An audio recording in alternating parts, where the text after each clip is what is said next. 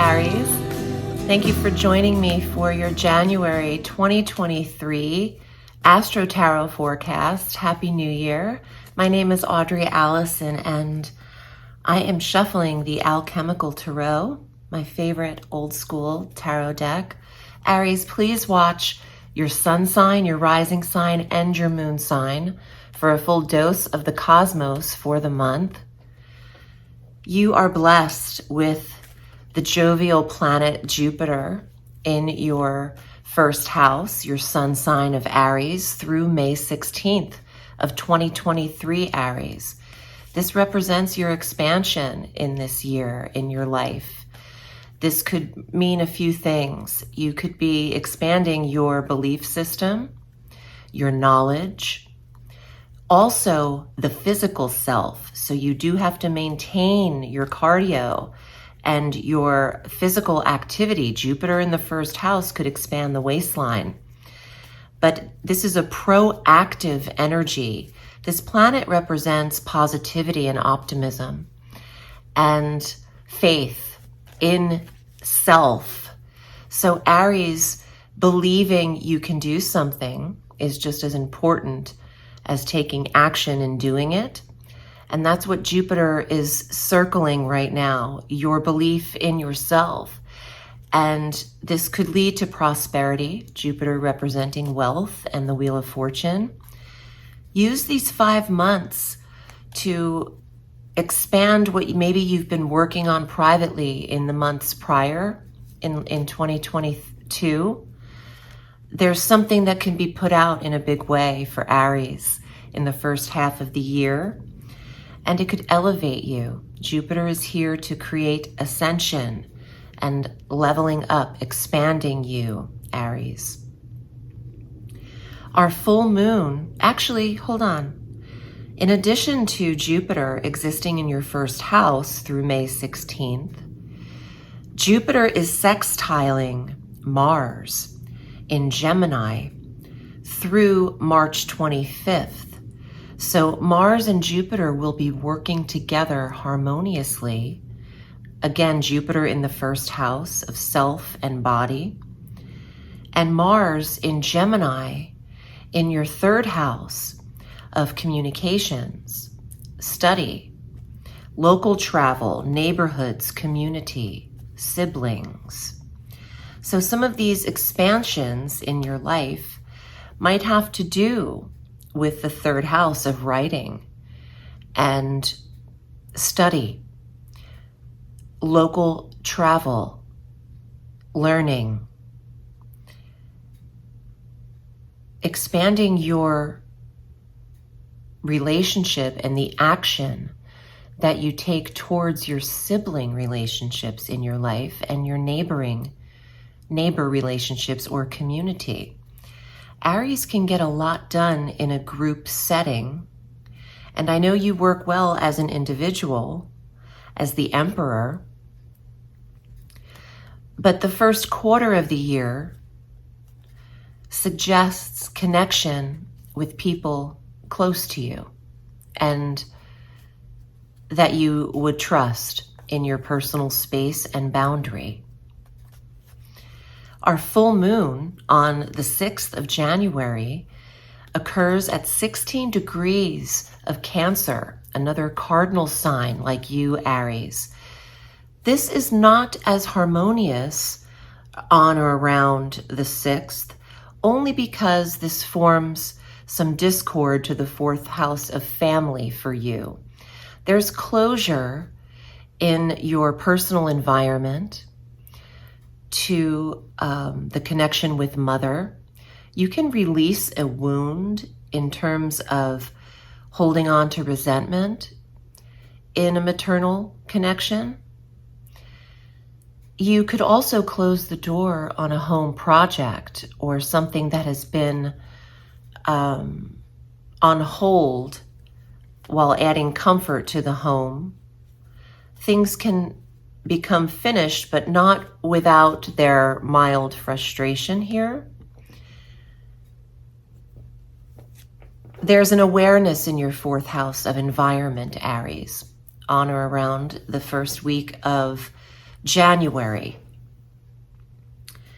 On the 18th, actually through this whole month, we are in a Mercury retrograde. And on the 18th, Mercury goes direct at 8 degrees of Capricorn in your 10th house of career. But this planet of communication is slowed through your 10th house all through January. We won't have our next retrograde until April 21st. That will be at 15 degrees of Capricorn. I'm sorry, of Taurus. The earth signs initially are receiving these retrogrades. So there's a review for you, Aries. Revise, review, and rewrite the terms of your career life, the status of your job title. How happy are you with who you are reporting to? There is a reorganization in the reporting structure or the control structure for Aries in their career environment. And this is meant for you to take a pause here. If there is something uncomfortable, allow it while Mercury is slowed rather than offering too much verbal opinion about what's shifting or reorganizing around you in the workforce.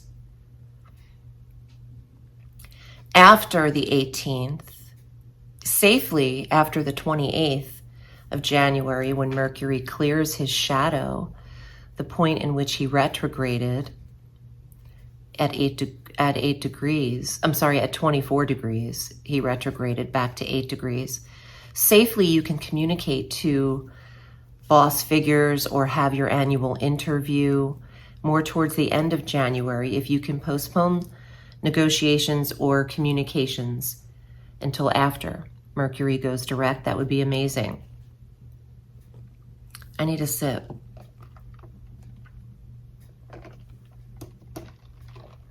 Iced coffee. My salvation. Okay, so January 20th, the sun shifts into Aquarius, conjunct Venus, who's been stationed in Aquarius since the 2nd of January. This is your 11th house of social activity. Aries, you're not back from the holidays just yet.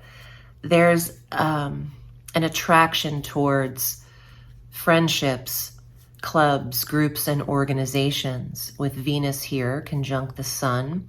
Your focus with the life force there from January 20th through February 18th. The focus in the 11th house of goals, connections, friends, who you vibe with. And there's a love here. Venus represents the loving energy that you have for the people close to you in your life in this sector. So Aries still wants to have their invitations and has a lot of invitation while the sun is in Aquarius, conjunct Venus. The new moon, the following day on the 21st, occurs at 1 degree of Aquarius in this 11th sector of goals, friendships, and clubs and groups. Who and with whom and with what organization does Aries want to be affiliated? You are the company you keep. Surround yourself with like-minded individuals or people that you aspire to gravitate towards or emulate. This is the new moon for a goal list. And yes, it's important to take action, but I do feel through my own experience that visualizing these goals, seeing them, is a huge step towards manifestation. And if you are visual, this could help you in achieving one thing at a time. For me, I like to see what I have to accomplish ahead of me. And that's my astral advice for Aries, because you are an initiator. And I think that even though you are very active and hands-on, let's start with establishing goals in your mind first. It just gives that extra push to the accomplishment.